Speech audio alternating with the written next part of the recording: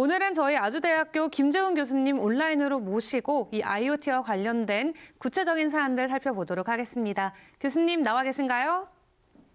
예, 안녕하세요. 예, 사실 IoT 기술이라고 하면은 많은 분들께서 좀 헷갈리실 수도 있을 것 같아요. 뭐 이게 AI인가, 뭐 블록체인인가, 뭐 사물과 사물을 연결하는 뭐 네트워크다 이 정도는 알고 있을 것 같은데 최근에 좀 어떤 기술들까지 정확히 접목이 되어져 있는지 최신 동향들 살펴봐 주시면 좋을 것 같아요. 사물 인터넷, IoT 기술이라고 하게 되면 기본적으로 이제 연결성, 그 장치들의 연결성을 보장해주는 기술이라고 생각하시면 되고요.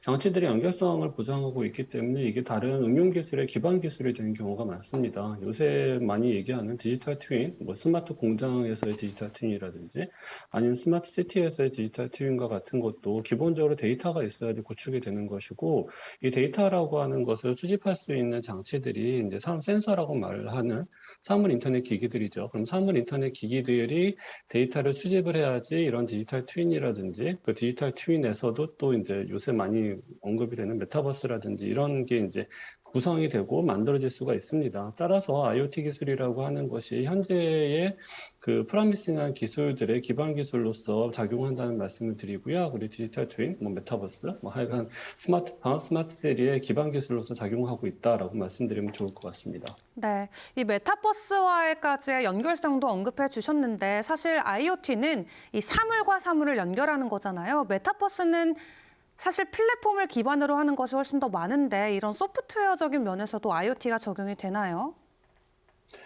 메타버스라고 해도 그 기본의 이제 현실을 무시하고 메타버스가 구성이 되진 않죠. 기본적으로 현실에서 어떤 현실성을 보장하기 위해서 현실에서의 데이터를 반영을 해야 되는 것이고, 그렇다라고 하게 되면 현실과의 갭이라고 하는 부분을 줄여야 될 필요가 있습니다. 현실과의 갭이 완전히 동떨어진 형태에서의 메타버스가 구성이 된다라고 하게 되면 사람들이 현실감을 잊어버리게 되죠. 그러면은 메타버스의 의미도 많이 퇴색이 됩니다. 그렇다라고 하면 현실 데이터가 실시간적으로 연동이 될 수 있어야 되고 데이터의 연동이라고 하는 관점에서 IoT라고 하는 그 IoT를 통해서 데이터를 수집하고 전송하고 처리할 수 있고 이 처리된 데이터가 메타버스에 적용이 될 수가 있습니다.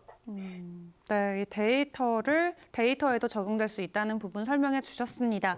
이 앞서서 IoT의 좀 사용 사례들 어디까지 확장되고 있는지 설명해 주셨는데 좀 전반적으로 이 IoT가 정말 뭔지에 대한 개론적인 설명도 해주시면 좋을 것 같아요. 처음 IoT를 접하시는 분들 좀 이해하기 쉽게 설명해 주시자면은 어떻게 네. 풀어주실 수 있을까요?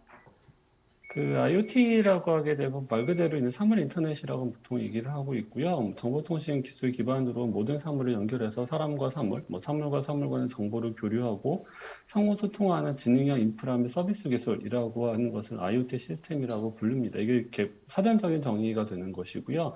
여러분이 사용하고 계시는 뭐 블루투스 이어폰이라든지 아니면 스마트폰하고의 뭐 스마트 스피커라든지 이런 것도 전부 다 IoT 기술이라고 말할 수 있고요. IoT 기술이라고 하는 게 되게 여러 가지 용어로 막 있어요. 뭐 유비쿼터스라는 용어도 처음에 있었고, 그다음에 또 인베디드 솔루션 뭐 이런 얘기도 많이 합니다. 근데 기본적으로 이런 용어들이 혼동을 하실 필요는 없으시고요.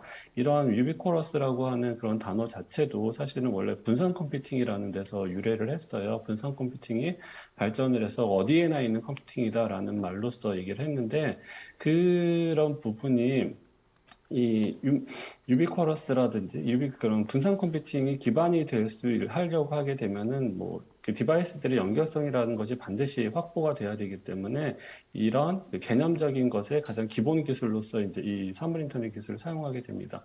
따라서 뭐 유비쿼러스 컴퓨팅이라고 하면 이게 이제 사물 인터넷의 좀 더 그 확장적인 개념이라고 상위 개념이라고 말할 수도 있는 것이고요.